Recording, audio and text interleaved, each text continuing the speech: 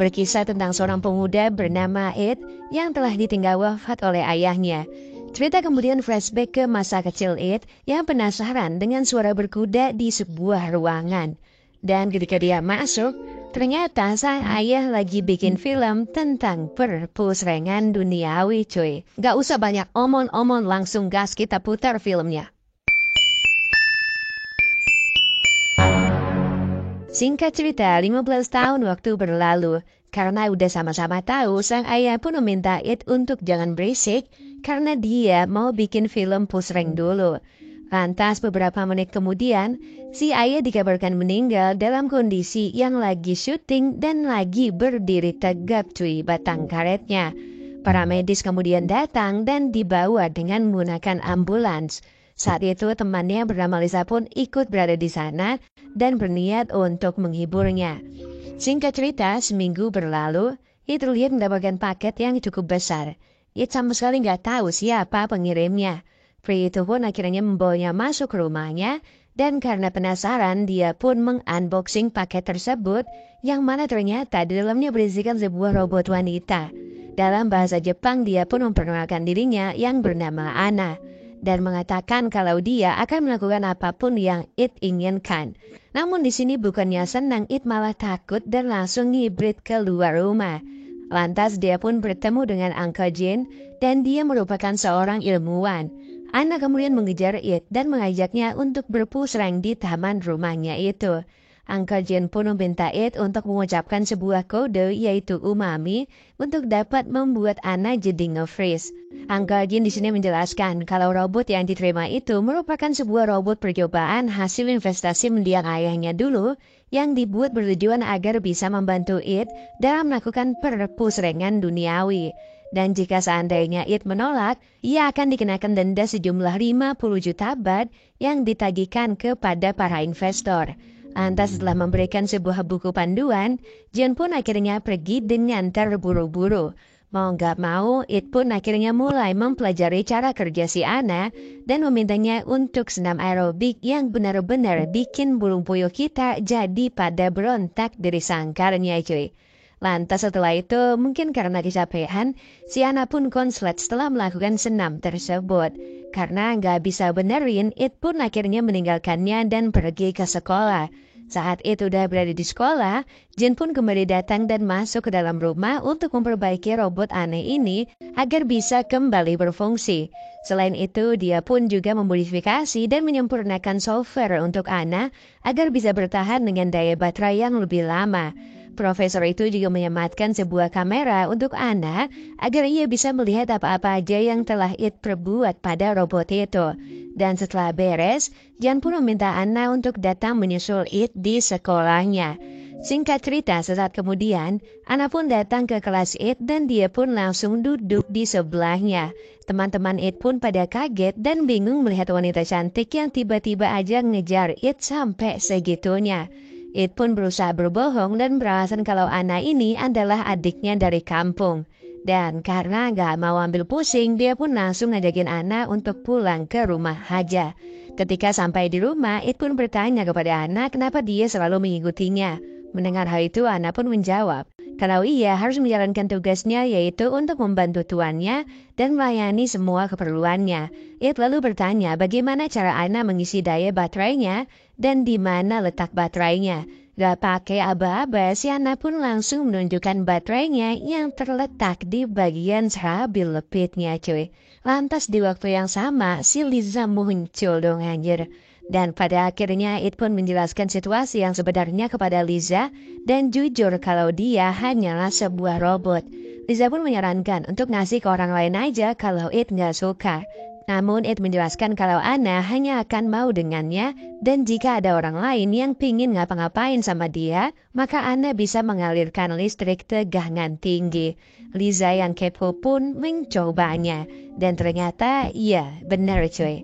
Pada malam harinya, karena ingin menjalankan tugasnya sebagai robot penghibur, Anna pun mulai memaksa Ed untuk melakukan perpusrengan duniawi. Akan tetapi, Ed yang culun ini malah menolaknya karena merasa sangat geli. Keesokan harinya, Uncle Jim menyadari kalau It membutuhkan bantuan untuk mendorongnya supaya lebih percaya diri dengan wanita. Dia pun menghubungi Saeng Dao, seorang pensiunan bintang film biru, untuk mengajari putra dari sahabatnya biar bisa lebih terampil dalam mengolah kata-kata di depan wanita. Hari itu juga saya pun pergi ke rumah It. Lantas di ruang tamu, saya pun mulai berbincang dan berkata kalau dia merupakan teman lama ayahnya. Dia lalu bertanya gimana kondisi It setelah ditinggalkan oleh ayahnya. Dan setelah mengobrol panjang lebar, saya pun mulai mancing-mancing nih cuy. Namun sayangnya nggak lama kemudian Ana muncul dan langsung membokemnya.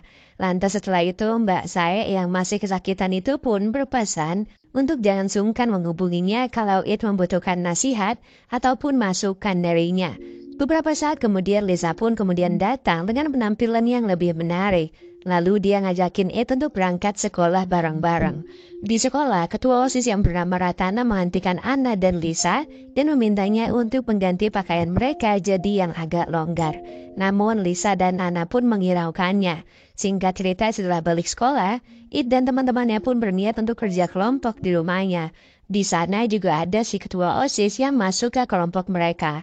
Lantas di tengah jalan mereka pun bertemu dengan Mbak Sae dan dia mengajukan diri untuk ikut bersama mereka.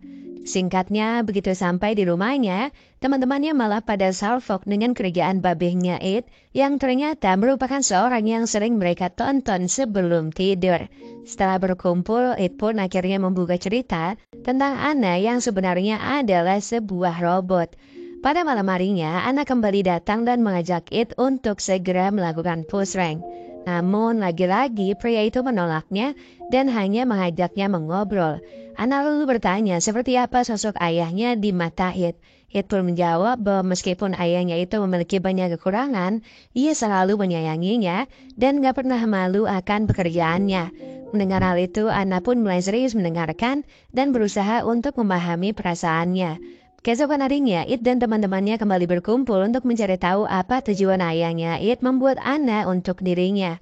Lisa yang ternyata selama ini menyimpan rasa kepada It sebenarnya kurang menyukai akan kehadiran Anna. Ia pun menumpahkan sebuah cairan di lantai agar Anna terjatuh. Dan ternyata benar cuy, si Anna pun kejungkel dan seketika mengalami kerusakan. Ia pun menelpon Jen dan melaporkan kejadian tersebut. Jen pun menyarankan kalau sang robot lebih baik di restart ulang aja.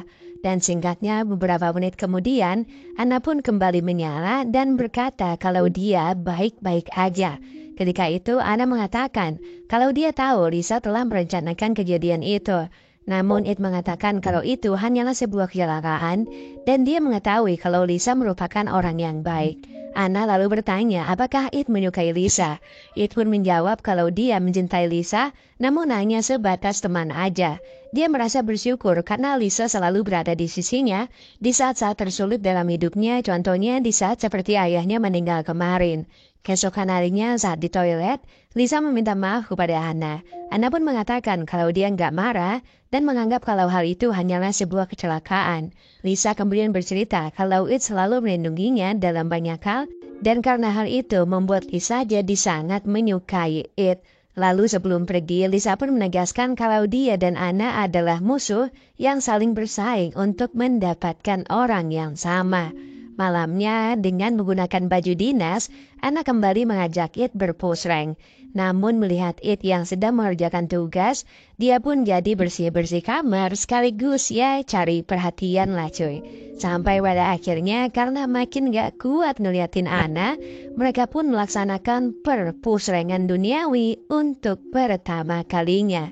Pada keesokan harinya ketika It dan teman-temannya mulai berkumpul kembali di rumah It, Bob temannya mengajak mereka semua untuk minum-minum cantik. Lisa tahu banget nih kalau dia berencana untuk membuat Anna teler biar bisa mengajaknya melaksanakan perpush rankan duniawi. Lalu setelah minum agak banyakan, Lisa merasa nggak enak badan dan dia mau istirahat dulu katanya di kamarnya It. It kemudian mengejar Lisa bermaksud untuk membereskan kamarnya yang berantakan dulu. Lalu ketika Anna akan mengikuti It, Bob menahannya dan menyuruhnya untuk tetap berada di sini menemaninya. Dia bilang kalau Lisa baik-baik aja dan cuma minum terlalu banyak. Pop pun terus mengajaknya minum sampai akhirnya dia malah konslet dan ngebuat sistem alarmnya menyala. Di sisi lain, It yang lagi mau berpusreng dengan Lisa, tiba-tiba mendapatkan telepon dari Jen dan menyuruhnya untuk menemui Anna karena Anna yang lagi pingsan itu mau dipusreng sama si Pop. It pun akhirnya marah besar kepada Pop karena dia nggak mengira temannya itu berniat buruk pada Anna. Lalu ketika It dan Pop sedang berdebat, Anna tiba-tiba bangun dan berjalan keluar sembari menangis di tengah jalan. Sampai akhirnya hal itu pun membuatnya ketubruk oleh sebuah mobil. Setelah kejadian itu, Jian pun bilang kalau sistem Anna sudah sangat rusak dan sulit untuk diperbaiki. Ia juga menambahkan kalau It sekarang udah nggak akan bisa menjaga peninggalan ayahnya itu dan harus membayar denda karena sudah gagal menjadi bahan percobaan untuk Anna. Atas semua hal ini pun membuat It menjadi sangat bersedih dan juga bersalah. Singkat cerita, keesokan harinya, Jian pun menemukan sebuah ide agar Anna bisa kembali berfungsi. Dia mengatakan kalau hal ini adalah satu-satunya cara yang bisa mereka lakukan, di mana kalau hal ini gagal maka It tetap harus membayar denda kepada para investor. Jian pun menjelaskan bahwa caranya adalah It masuk ke dalam sistem alam bawah sadar Anna dan membangunkannya secara manual. Dengan menyambungkan alat yang telah dibuat oleh Jen, It pun akhirnya bisa melihat dan merasakan kejadian-kejadian di masa lalunya. Sampai akhirnya beberapa saat kemudian dia pun berhasil menemukan Anna. Tanpa pikir panjang, It pun langsung membangunkannya. Dan tanpa diduga, Anna ternyata berhasil dibangunkan. Beberapa hari berlalu, It pun akhirnya bisa kembali bersama Anna dan hidup dengannya. Lisa juga akhirnya merelakan It bersama dengan Anna dan mereka kembali bersahabat. Lantas di akhir film kita pun diperlihatkan It dan Anna yang kini sudah bisa menerima keadaan. Dan tentunya It bisa terus melaksanakan perpusrengan duniawi walaupun ya ada batok-batoknya dikit lah ya. Dan setelah itu filmnya pun selesai.